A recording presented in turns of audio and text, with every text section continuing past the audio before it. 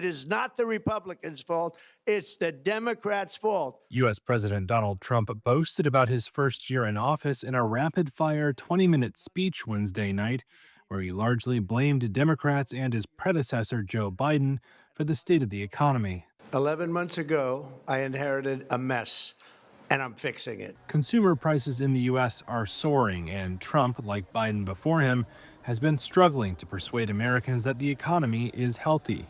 That's as his Republican Party faces what's likely to be a tough midterm election next year. Democrats have been highlighting affordability concerns and differences in healthcare policy to try and retake power.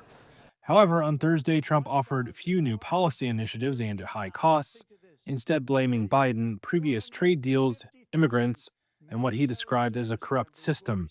And the president, who regularly complains he does not get credit for his accomplishments, lauded his administration's work so far on reducing border crossings and cited statistics of price drops of some goods like eggs.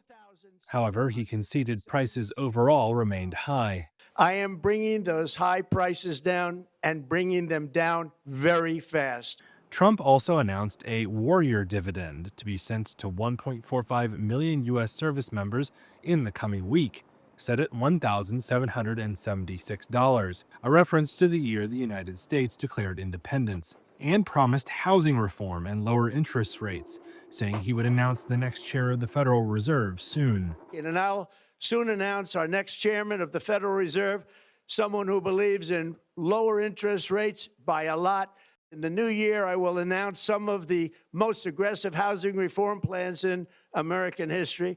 A Reuters Ipsos poll out Tuesday showed just 33% of U.S. adults approve of how Trump has handled the economy. Presidential approval can be a key bellwether for electoral prospects, and high inflation during Democratic President Joe Biden's 4 years in office helped Trump beat former Vice President Kamala Harris in last year's election. However, Trump's tariff policies this year have created uncertainty and lifted prices in an economy that has now been overseen by his administration for nearly a year.